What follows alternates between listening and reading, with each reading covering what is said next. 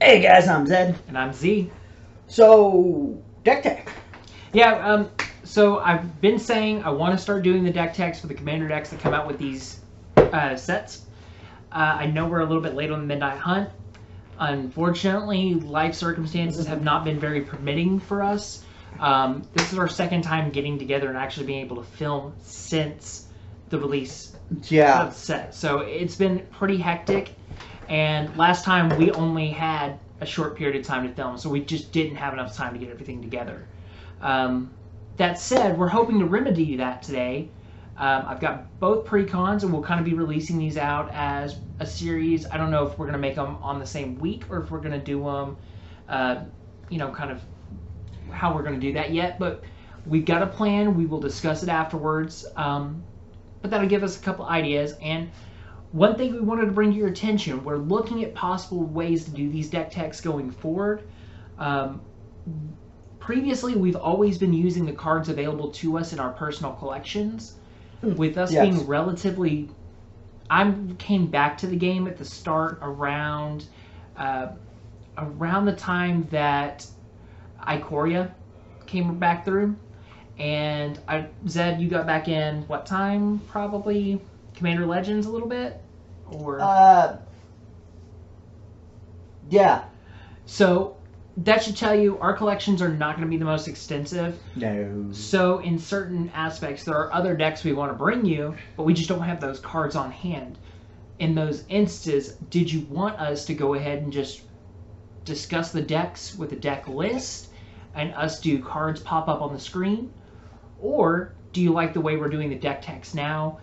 Overall, we still want to handle them in such a way where we isolate what they are, what categories we're building off of, and working from there. But we wanted to leave it to you so that we would kind of figure out what we're looking at. And as always, guys, we want to make content that you guys want to see. So, if you can, go down below, let us know. And if you guys have some ideas for videos, with Magic, 40K, anything. Because we're mostly trying to hit the tabletop stuff here on the channel. That's kind of why we've got some Pokemon stuff in the works, especially with the new games coming out. It's right there. Yeah, a little behind the scenes. But we're looking at World War III and those associated games. I just got my tanks today. Yeah. Star Wars Legion, we've got those models set aside. We're looking at that. So we've got a couple of ideas of other tabletop games we're wanting to at least discuss. But we kind of want to hear from you, especially with these commander decks. It's one of those, it's not hard for us to get the decks together or come up with the ideas, but we want to figure out the best way to present them to you. And so, do you want a hybrid approach where we do a little bit of each? Do you want us to just play with what we've got and show you what we have available?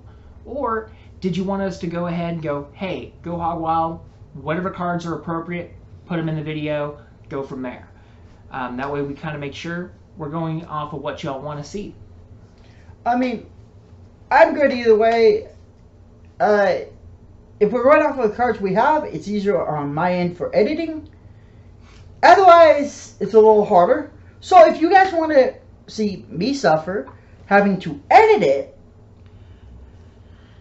and for the most part, we'll try to keep it simple. It'll still be plug and play. So if I'm talking about removal spells in a category, it would be one of those. We'd be having a discussion like this, and we just pop them up along the screen as we discuss them. Right here?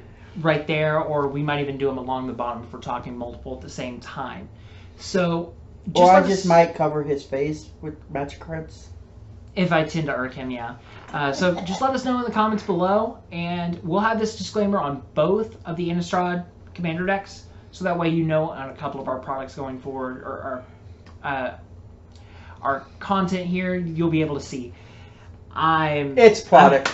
I'm having a day. We are making product here, guys, because you are the consumer, and you are consuming our product. There you go.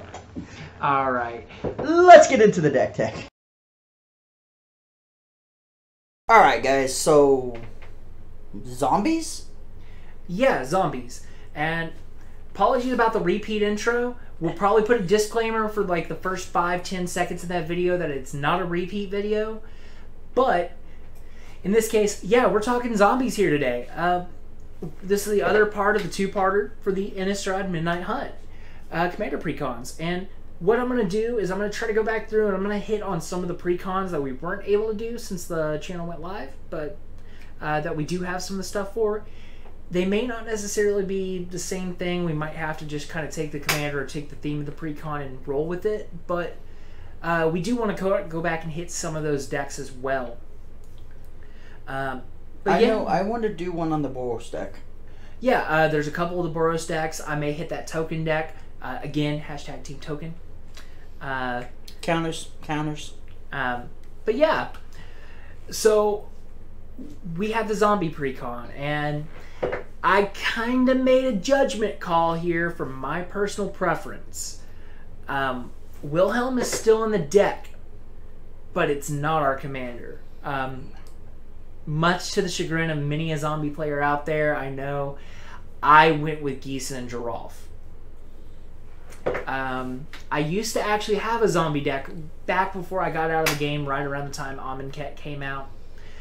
So I literally picked up a Scarab God, had it in the deck, played the deck all of about 5 times, had a bunch of fun, blew some people out, and Commander just wasn't a thing at the time for where I was playing at. So now that it's back and they gave me a precon to kind of help get the deck rolling again, I'm glad I can go back to some of my cards I enjoy, including my commander of Gießen and Giralf. So I'm glad they gave us that in the deck. And sorry about light. We will be working on that. Yeah, and I think I have an idea of what we can do. Right now we're working with temporary accommodations until something more permanent can be put in place, because we've got plans down the road. It's just a matter of time, money, and resources. Just so you guys know, behind the scenes stuff here, we're sitting in my dining room that's been converted into my office filming. That's why lighting is not the best. But let's get into some zombies. Yeah, insert really bad music reference that doesn't get us copyright. So looking at the deck here, we're going to kind of start off with, I kind of did, obviously, zombies, tribal, they have a lot of support throughout the years in Magic's history, so we kind of put a lot of lords in the deck, including a lot of the new ones. The precon was nice enough to give us a pretty large sum of them. So we've got Death Baron in there, giving our zombies +1/+1 and Death Touch. We've got Lord of the Accursed, giving us +1/+1 and the ability to tap to give all our zombies Menace. We have Diregraph Captain, which gives our zombies +1/+1, and whenever another zombie dies, target opponent loses a life. We have the Blade Stitch Scab from Midnight Hunt that gives other zombies +1/+0. We have Glimmering Overseer, which, when it enters the battlefield, will amass 1, which puts a zombie army token into play, and it gives zombie tokens we control Hexproof and Menace, making them hard to block. We've got Narfi, Betrayer King, which gives other snow and zombie creatures you control +1/+1. Here's a hint, we're not running very many snow creatures, if any others at all. It's mostly in there to give our zombies a bonus, but it can dig itself out of the yard as well. We've got Hordewing Scab, which itself is a 3/3 flying zombie horror, but it also gives our other zombies flying. Whenever one or more zombies deal combat damage to one or more of your opponents, you may draw cards equal to the number of opponents dealt damage this way. If you do, discard. So if you got some zombies stuck in your hand, you can get them into the graveyard, so Gießen and Giralf will be able to pull them back. And we'll cover them in just a bit. But we want to kind of get through the focus of the zombie lords. The next one we've got is going to be the Cemetery Reaper. Other creatures you control get +1/+1. 3 mana, tap, exile a creature card from a graveyard. Doesn't have to be yours, it could be an opponent's. And you get to create a 2/2 black zombie creature token. I think I left him in my deck, and that is pretty powerful. Being able to exile that creature that was causing me problems in your graveyard, just get rid of it. Yeah, it's a selective exile effect. Those are always nice to have, especially on bodies that do other things. And I get a creature for it. Yeah, exactly. Then you got Tomb Tyrant, which is a new one that came out in the pre-con. Other zombies you control get +1/+1. 3 mana, tap, sacrifice a creature, so it's a sack outlet if you need it, albeit one you have to put some work into. Return a zombie creature card at random from your graveyard to the battlefield. Activate during your turn only, and only if there are at least 3 zombies in your graveyard. So there's a couple of hoops you have to jump through, but it's a recursion ability. It seems like Wizards tried to play it pretty safe with the Tyrant, but at the same time, I do enjoy it. I think it's nice, and it's on a Lord, so you were going to play the Lord for the Lord ability anyway. The fact that it gives you this other recursion is nice. So we've kind of talked about the Lords, which are kind of the big focal point. Hey, we're supporting a tribe that's been seeing so much support throughout all of Magic's history. Why are we playing this tribe? Well, the nice thing is we've got Gisa and Drolf, our commander. 4 mana cost, 4/4 human wizard. When it enters the battlefield, mill 4 cards, which means we're going to pitch the first 4 cards off the top of our deck. Doesn't seem like it's going to be that helpful to us until we realize some of the other ways it synergizes, such as during each of your turns you may cast a zombie creature spell from your graveyard. So, like a Marin, which gives us a once per turn reoccur effect, it's a fair way to make use of our graveyard as a resource. So, in this case, what we're going to do is we're going to play out of our graveyard. Bring the dead back to life. And for those of you... Zombies! Yep, and for those of you who don't know the lore behind these 2 characters, they're siblings from the Innistrad plane, and they make zombies in their own way. Gisa being the traditional necromancer raising from the dead that we're seeing, and then Geralf being a stitcher, where he stitches together Frankenstein-like zombie monsters, the scabs that we see across the Innistrad sets. So it's the 2 different kinds of necromancer, the traditional magic-based and the science, you know, it lives style necromancer. It's alive! Exactly. So with that, I felt that was a perfect encapsulation of what this should be. And, you know, since we're combining the different types of zombies, I felt it was appropriate rather than us just trying to find other ways to shoehorn them in. Let's get them right here.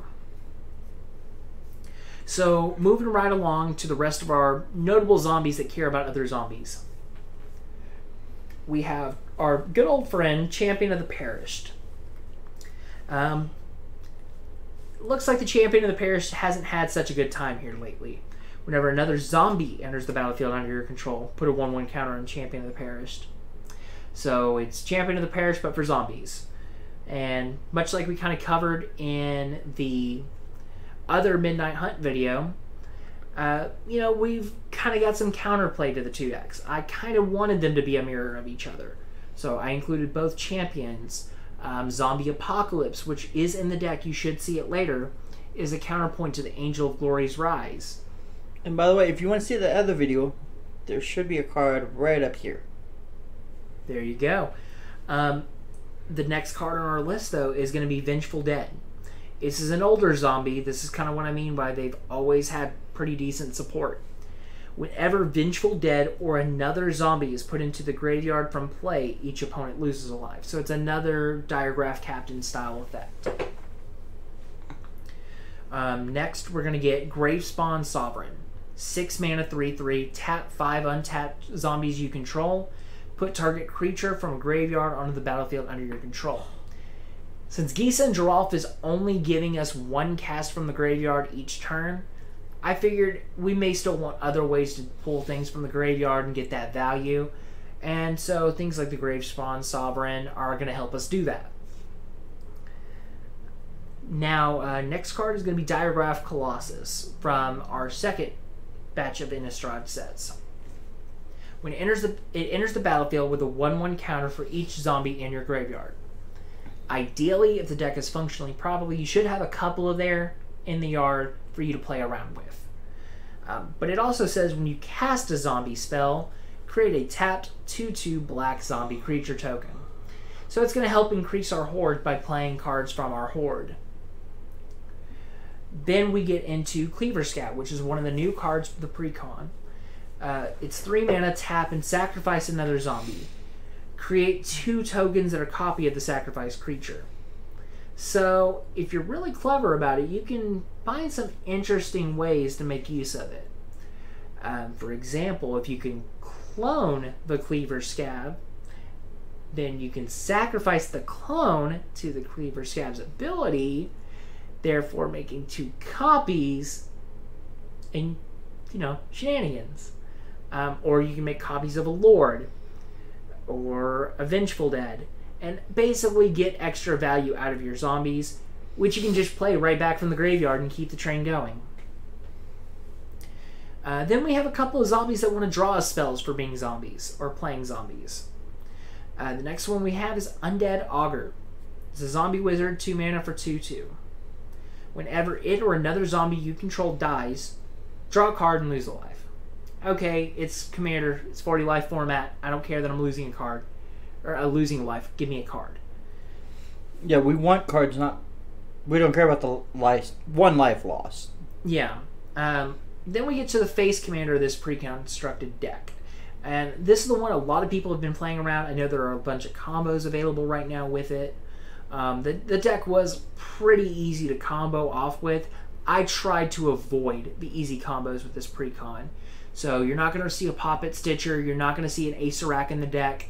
I avoided those intentionally because the idea with this is, hey, I'm casually sitting at a table and I want to upgrade the deck and to get a couple of ideas. This is where I took the deck.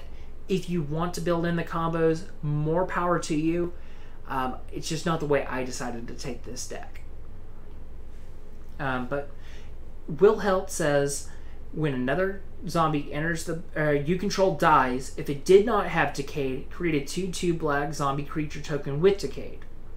Decayed is the new mechanic from there. It says it can't block. When it attacks, sacrifice it at the end of combat. So basically it's a way they can try to make creature tokens without having to actually make them cost as much. So in theory that might give us some more cost-effective token options going forward. But it also says at the beginning of your end step, you may sacrifice a zombie. If you do, draw a card. So in this case, if you can sacrifice a zombie at the end of your turn, putting a creature in your graveyard for a decent draw to reanimate next turn, it also gives you a free card. And one thing you'll kind of learn pretty quickly from me doing these deck techs, card advantage I think is pretty imperative in the format. I think it's a pretty big thing to keep in mind when you're building. Because that's kind of the difference between outlasting and outmaneuvering your opponents and running out of gas and getting stomped. So that's kind of where we're at with our initial view on zombies. Let's see some of the other zombies, though, that help the deck function. Right back, guys. Alright. More zombies. Yeah. I love zombies. You gotta feed the horde. Speaking of feeding the horde, though, we're going to kind of go through categories here again. We have zombies that create other zombies, like White. Enters the battlefield tapped. It's a 2 mana 3/2.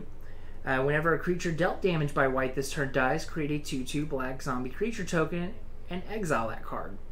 So we're going to feed the horde some way. Our next zombie that's going to kind of slowly gain us value and more to the horde over time, Josu Ves, Lich Knight.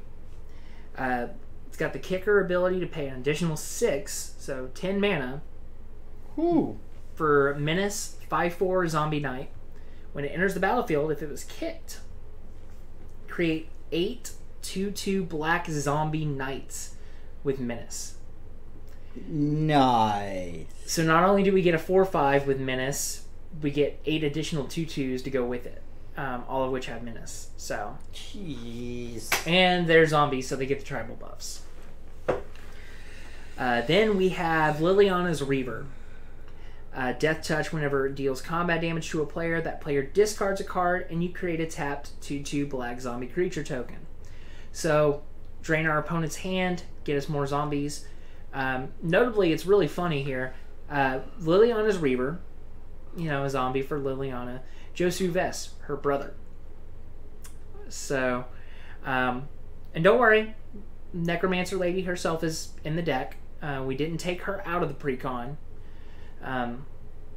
But moving along, another zombie that gets us more zombies, we have Tormod the Desecrator from Commander Legends. Whenever one or more cards leave your graveyard, put a tapped 2/2 black zombie creature token into play. Or create one. Since we're going to be getting cards in and out of the graveyard with Gisa and Geralf, I figured, what better way to make use of that than with a card like Tormod, which is going to reward us for doing that. Kind of moving over to our next category of cards, though. It's going to be some just grindy life gain effects. So we've got Siege Zombie, again from Innistrad Midnight Hunt. Tap 3 untapped creatures you control. Each opponent loses 1 life. So it gives you a use to kind of tap down for those decayed zombies if you don't want to use them in combat quite yet. We have our favorite Gray Merchant of Asphodel, Gary.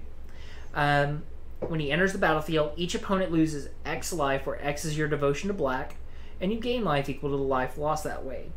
So if you've got 12 devotion, it's hit each other opponent for 12 and gain the amount of life total they lost. So if it's 3 opponents, it's gain 36 life. And it's very, very obnoxious. It's very, very fun to be the one using and not fun to be the one having it used against you. Sorry. Computer stuff. Moving to our next card, however, is the Pontiff of Blight. It is a 2/7 zombie cleric with extort, and he gives all your other creatures extort as well. Because if nickeling and diming your opponent was not the way this game was meant to be played, I don't know what was. Basically, whenever you cast a spell, you may pay a black or a white. If you do, each opponent loses 1 life, and you gain that much life. That's the extort ability. This gives extort to all your creatures. So feel free to get draining those life totals. Then we kind of move over to a little bit of our removal package when it comes to our zombies, with Ravenous Rotbelly, Fleshbag Marauder, and Murderous Rider.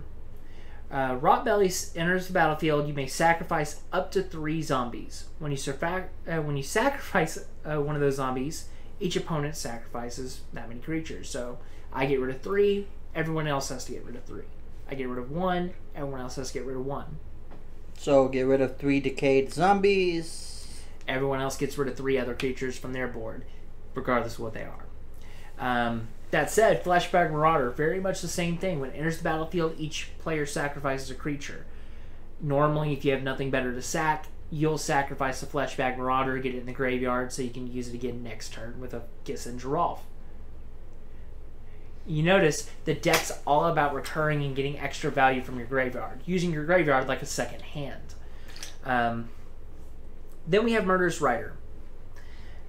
Itself is a 2/3 zombie knight for 3 mana with lifelink. When it dies, put it on the bottom of its owner's library. However, it's attached to the Adventure Swift End. Destroy target creature or planeswalker, you lose 2 life. Then you can exile it and you may cast it as a creature later.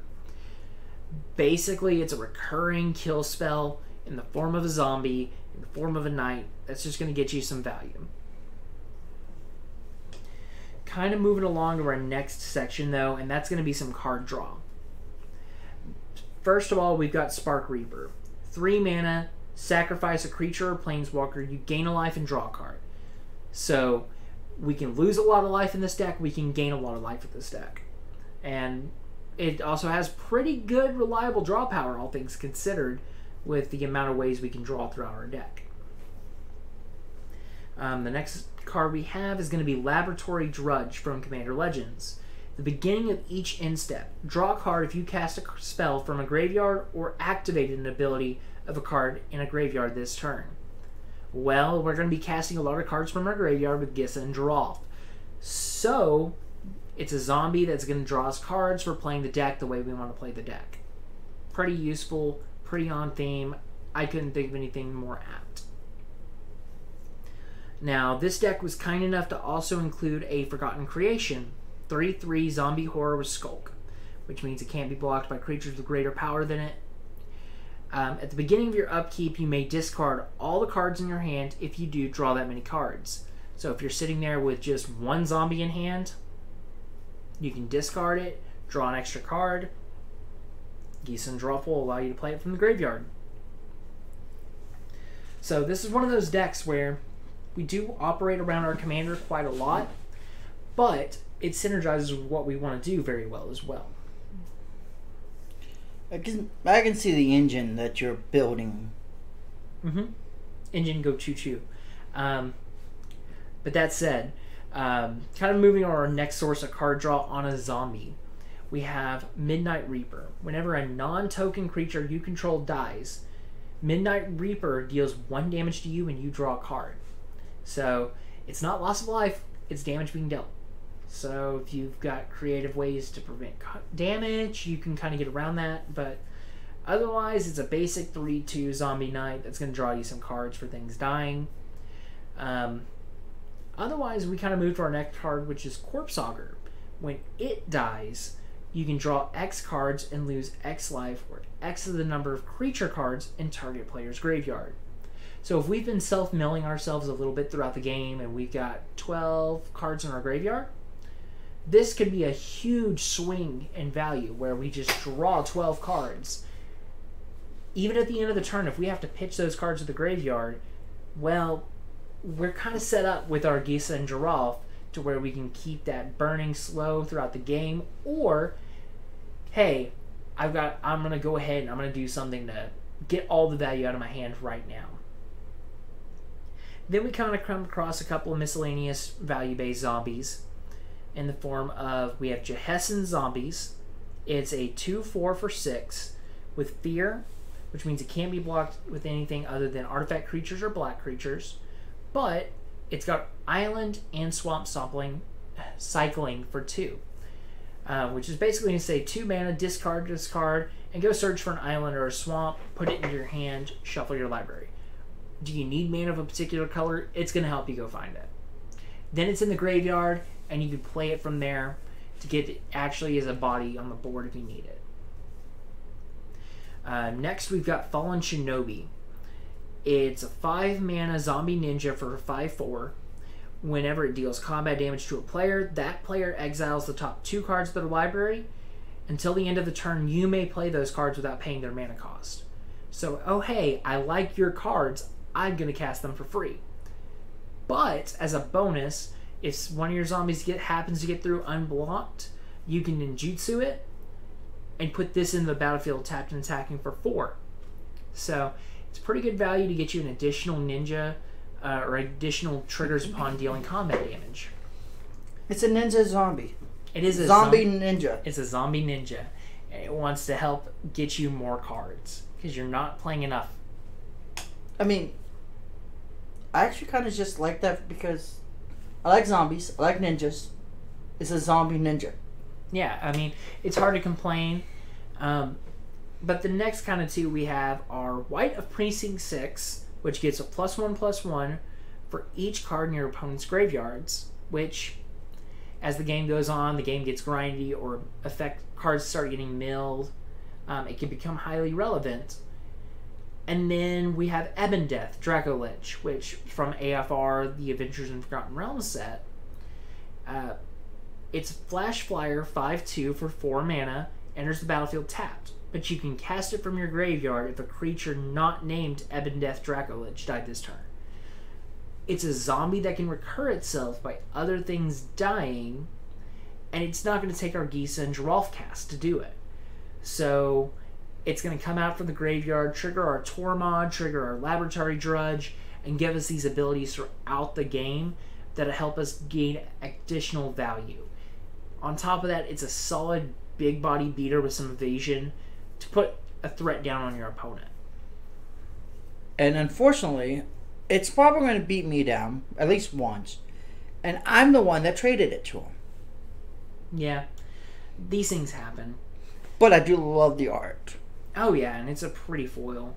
But that said, now that we've seen some of the zombies, let's see some of the all-star support casts. Because you can't do it without a good team. Yeah, just add more zombies. Alright guys, so here's our support team. What we're going to do, let me start off with one of the best little hidden synergies in the deck. Sir Conrad the Grim. If anyone's played Commander against this guy, you know that most of the time nothing fair or reasonable is happening when he's at the table. What he says is whenever another creature dies or a creature card is put into the graveyard from anywhere other than the battlefield, or a creature leaves your graveyard, Sir Conrad the Grim deals 1 damage to each opponent. Creatures will be leaving the graveyard as we will be casting from there. So he's going to ping everybody when I cast a card from the graveyard. But for 2 mana, he can also make each player put the top card of their library into the graveyard, feeding our fuel for the fire for giving us more zombies. Now, I just have to point out, again, this looks like Count Dooku. Parody. There must be 2. We had 1 in humans. It's okay, zombies get 1. I'm just pointing it out. You can go on. Okay. And so for our next category, we have Zombie Lords. With Liliana's Mastery, zombies you control get +1/+1. And when it enters the battlefield, you create 2 2/2 black zombie creature tokens. So it's going to give us zombies to play around with, but it buffs them. The next one we have is Liliana's Devotee. 3 mana, 2/3, human warlock. Zombies you control get +1/+0. So it's a lord. And at the beginning of your end step, if a creature died this turn, you may pay 1 and a black. If you do, create a 2/2 black zombie creature token. If we can sacrifice one of our zombies that we would cast again next turn, we can pay this, get a zombie, and we kind of get rewarded for cycling things in and out of our graveyard. Kind of what we want to do anyway. Much like I mentioned, we didn't remove Liliana from the actual deck. We left her here in all of her Death's Majesty. She's a 5 mana cost planeswalker, 5 loyalty. Her +1 is create a 2/2 black zombie creature token, mill 2 cards. Then her -3 is you can return target creature card from a graveyard to the battlefield. That creature is a black zombie in addition to its other colors and types. And then her -7 is destroy all non-zombie creatures.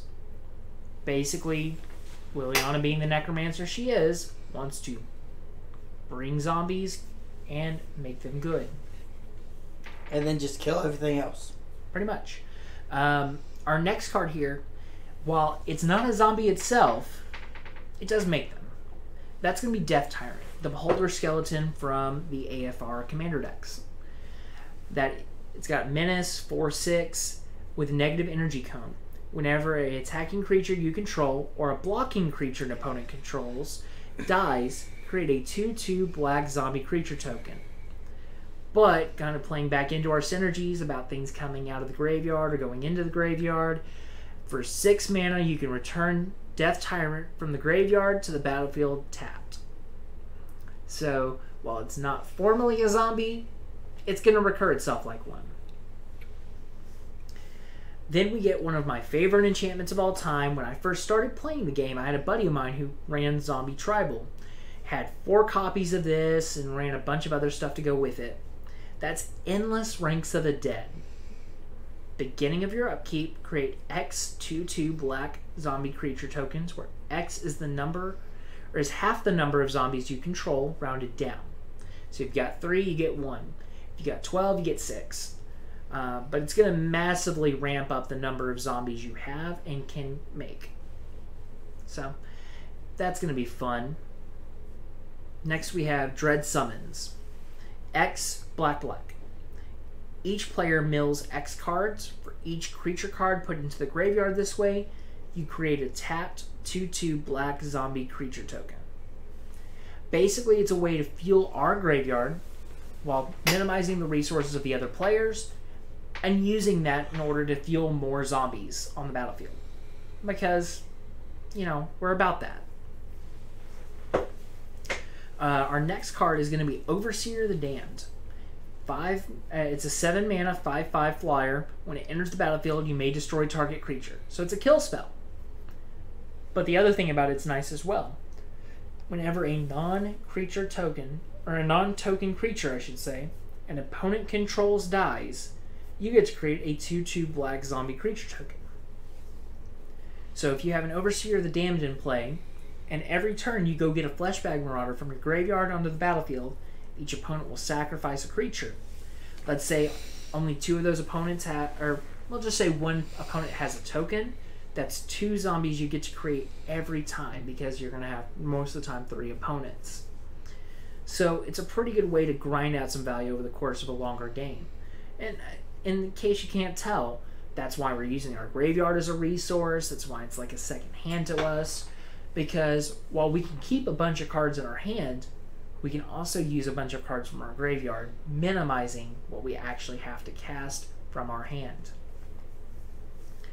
Our next card is going to be Dark Salvation. That's X, X, and a black. Sorcery. Target player creates X 2/2 black zombie creature tokens. Then, up to 1 target creature gets -1, -1 until end of turn for each zombie that player controls. So you're going to be targeting yourself with the zombies, and however many zombies you create, you can pick a creature, and it gets -1, -1. Kill spelling off something. Okay. How does you pay 1 and XX? So it's 1 black mana. That's your prerequisite. X has to be the same number because it's the same variable. So it could be X equaling 1, and that would be a total of 3 mana. X equal 1, 1, 1, and a black. Or it could be, if X was 3, it would be 3 mana of any color, 3 mana of any color, and a black. And then target player creates X, where it would be 3? Yes, in that instance, if I put 6 into it, you get 3. Okay. Because X will always stay the same across the board. So if X is 3 for every instance of X. Sorry guys, I was looking at that card last night, and I think I got confused, so thought I might help you. Yeah, anyone who's taken a lot of like algebra courses or anything like that, when we're talking into variables and things like that, that's just the representator for a number. That number is determined by the player casting the spell, but you want to keep those numbers all the same if you're using the same variable factor there. In this case, we're using X.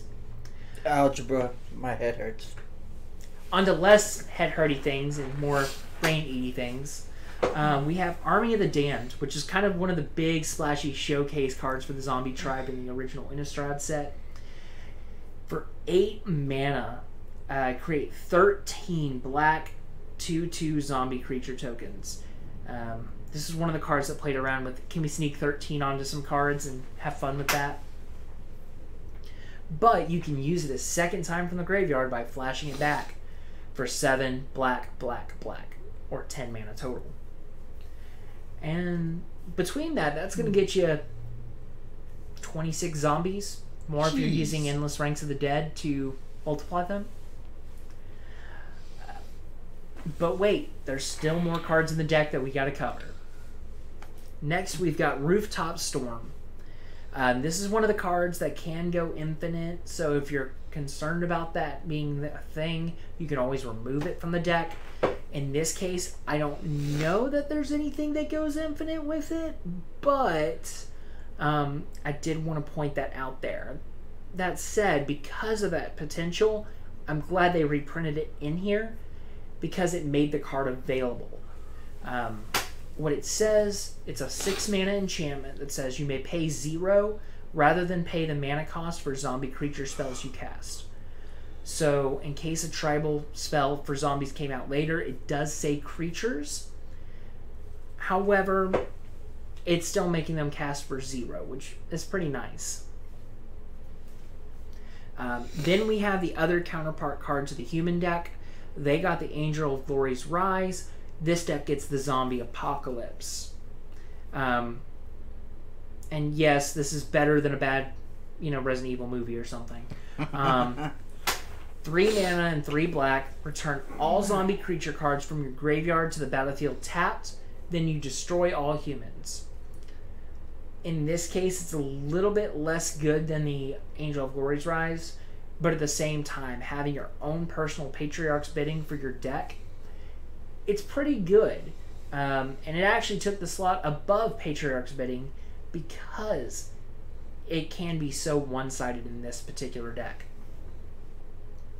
Our last card that we have for our support category is Distant Melody. It's 4 mana, choose a creature type. Between you and me, we will be selecting zombies. And you'll draw a card. I thought we'd choose humans. Very rarely will that be relevant, but that can sometimes be the play. But we'll draw a card for each permanent type you control of that type. So, in this case, what we'll do is we'll just select zombie. We have 12 zombies in play. We'll just draw 12 cards. Casually, no big deal. So, that's just another way we can kind of get some extra draw power in this deck that's not really hurting for draw power. And if we have the rooftop storm out, if they're zombie creatures, we can just start playing them from our hand for casting nothing. Now, while we've covered a lot of things here, let's cover some more things. We've got removal still, and we still got some extra draw power. And that way we can kind of go from there. See you in 1 second, guys. Alright. So we're kind of getting into the closing. These will kind of be the last cards before we touch up on the land base. But we've got these separated primarily out into 3 more categories. We're going to have some ramp. We're going to have a couple more draw spells. And we got some removal. Much like the humans deck, we really kind of want to be the aggressor, but we're also on a more slow burn. We don't have to be hyper aggressive out the gate. We can slowly build up our army and get there through slow attrition. We lose a zombie, they're still going to get pinged for damage, and it's ultimately going to come back later. So we can take the slow grinder route while not having to be as controlling as a slower tempo or even traditional control deck in the format. So as for our mana rocks, we have some pretty basic staples as well as some, good reprints. We decided to go with Soul Ring, Arcane Signet, Soul Ring being staple, Arcane Signet generating a mana based on our color identity. Talisman of Dominance, so makes our colors but at the cost of a life, or it can tap for a colorless. We also went ahead and added a Dimir Signet to the deck. Another 2-drop mana rock to try to help us get out of the gate faster. While our zombies are mostly affordable, and if we can get a rooftop storm online, it can be pretty cost effective, there are still payoffs that we want to have a bunch of mana for, or if we can't get a bunch of mana for those payoffs, we still want to make sure we can play our cards when we want to play them. And then we went with the 2 diamonds in the deck. Again, 2 mana cost artifact rocks. That while they're not going to cast for anything on 2, it helps us set up our plays further on in the game.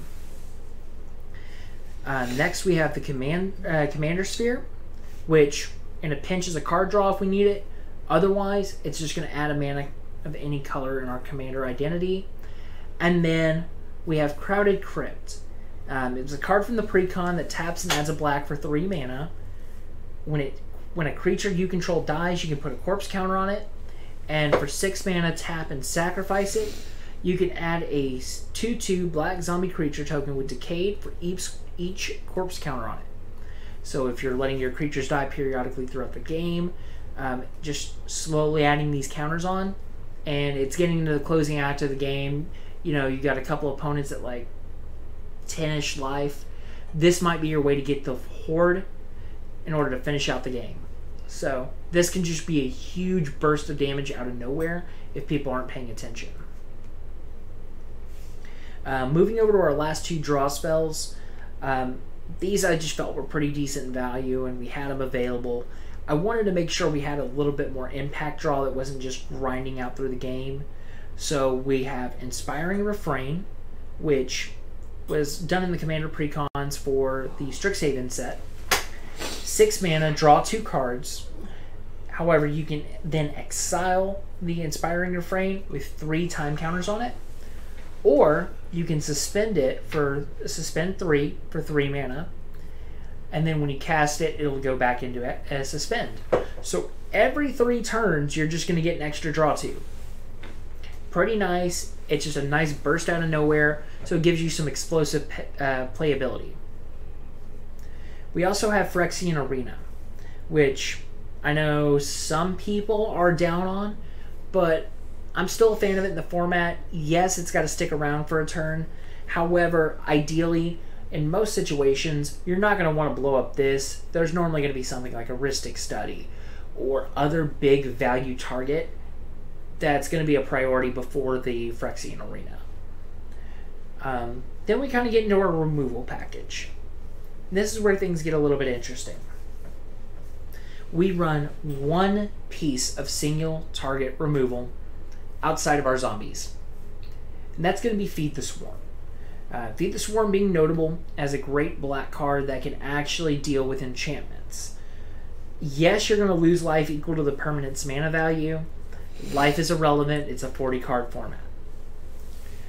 At the same time... 40 life. You said card. 40 life. That's what I meant. The next card we have is Dictate of Erebos. It's an enchantment with flash. Whenever a creature you control dies, each opponent sacrifices a creature. We're playing zombies. A lot of things are going to die. Those decayed zombies are going to die pretty frequently, which is going to trigger this to make everyone else have to sacrifice.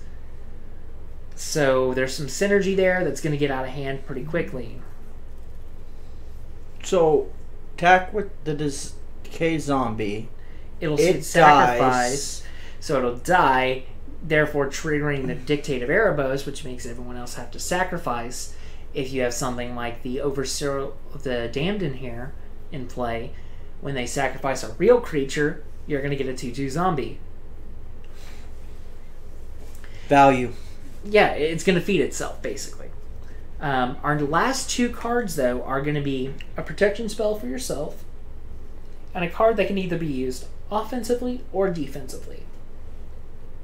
So the way you'll protect yourself is with Aether Spouts. If someone goes all out on you and you have to send that message, just Aether Spouts, and they have to pick up their attacking creatures. They'll get to put them on the top or the bottom of their library, and it gets them out of the way for now. It buys you that extra turn you might need in order to build up defenses or to knock that player out of the game. As for our card that can be used on offense or defense, we have Perplexing Test, again from the Strixhaven Commander Precons. Instant, choose one. Return all creature tokens to their owner's hand, or return all non-token creatures to their owner's hand. So, if we've built up a board of zombie tokens, we can bounce all the non-tokens to the owner's hand, get in there on somebody who doesn't have any tokens. Jeez. Conversely, if someone is sitting there behind their wall of tokens and going, you're getting every one of my regular creatures, but you can't get the tokens, we'll just bounce all the tokens and get in there with the lords. Let them get to work. Jeez, man. So, ultimately, we've got a couple of different ways we can round out the game there. And this is kind of the way the main wheel will work, but let's take a look at what actually makes the deck function. That's going to be our land base. Alright, guys, so lands. Yeah. So for the most part, it's a pretty simple land base. We've got 5 islands, 15 swamps. Yes, again, coincidentally, we have 20 basics. Now, this deck was pretty heavy on lands, if I recall correctly. So yes, we've tuned it back down to 37. That's kind of my go-to number. And frankly, with the way we're going to be kind of grinding out value with our other ramp pieces, I don't actually think we need as many lands as that. So that said, we have a couple of dual lands in here as well. And then we have some interesting utility lands that I'll discuss in just a moment. So as for our traditional as for our gold lands, we've got the Command Tower, which everybody pretty much will run, unless you're in single color. We've got Unclaimed Territory, which is basically a land for the tribal types.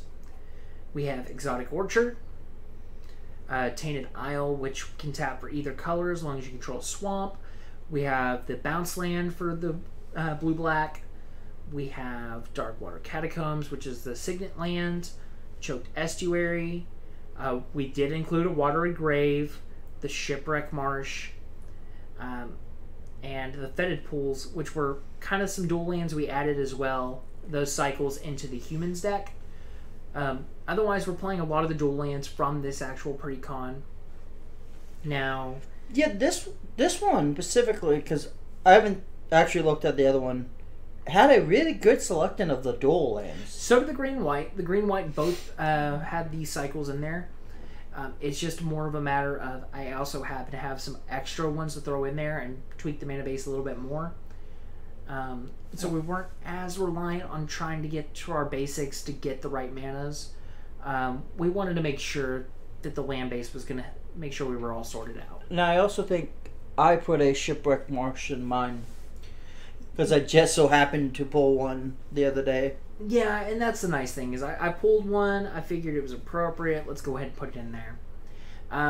Speaking of cards that were pulled, a friend of ours happened to pull an Unholy Grotto off of his set booster, and then traded me for it. I figured, what better card to go into the Commander upgrade video for this than the Zombie Land. So, Unholy Grotto, it's a land. You can tap to add one colorless to your mana pool. Black, tap. Put target zombie card from your graveyard onto the top of your library. Oh hey, is somebody trying to exile that particular zombie? In response, Unholy Grotto, I'm going to put it to the top of my deck instead of letting you exile it. So it's a good way to protect your stuff. Was this our buddy? Our good buddy over there? It's one of our good buddies, yeah. Okay. Thank you. Thank you. I traded a couple of the Innistrad black and white lands for it. Thank you. Otherwise, we've got Bajuka Bog, which was also in the pre-con. It's a good enter the battlefield land that gets rid of an opponent's graveyard. Not something we want to see used against us, but we're totally okay with using it against somebody else, especially if we mill something scary into their graveyard. We don't want them to have it back. I'm going to save our interesting piece of tech for last, much like we did with the Humans deck. So, I put in 2 cards. They are somewhat expensive, but I did take a luxury in doing that because they have been both printed fairly recently. I'm talking about Cabal Coffers, which was in Modern Horizons 2, and Orborg, Tomb of Yawgmoth, which was in Time Spiral Remastered.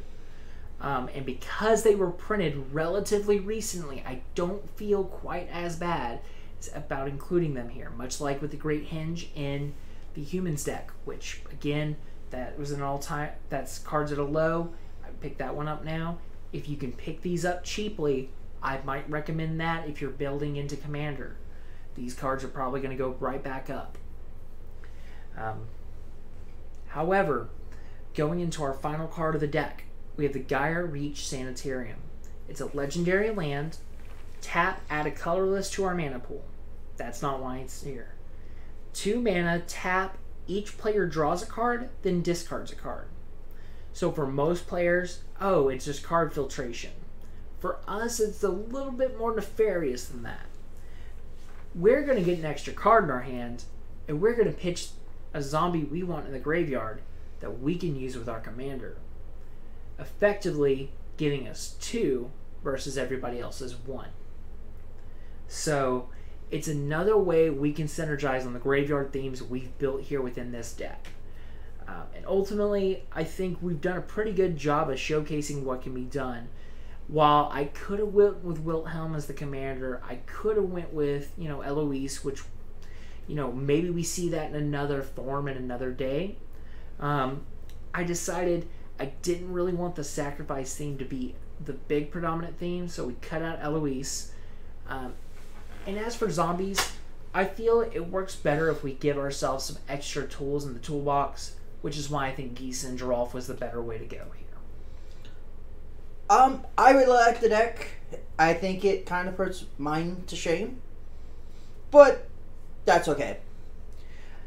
I had a lot of fun building my deck, and this one looks like it's a fun deck to play against and play with. And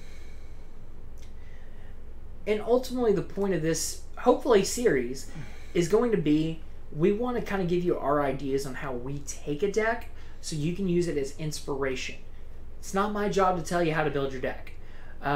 Just because you built the deck differently than me doesn't mean that you built a bad deck. It means that you had a different philosophy going in, and maybe this gave you some ideas for your own zombie tribal deck. Because I know you picked up Commander Legends. Maybe you didn't realize that, hey, the Geese and Giraffe plus Tormod is actually a pretty decent combo. Maybe I want to include that myself. So here's my deck, guys. And funny, I believe your commander, I took out of my deck. I think I actually took them out. Now, what I will do is, because we're not going to do a deck tech on mine. I will actually put a list of all the cards in my deck down below in the comments. So go down there, take a look at it.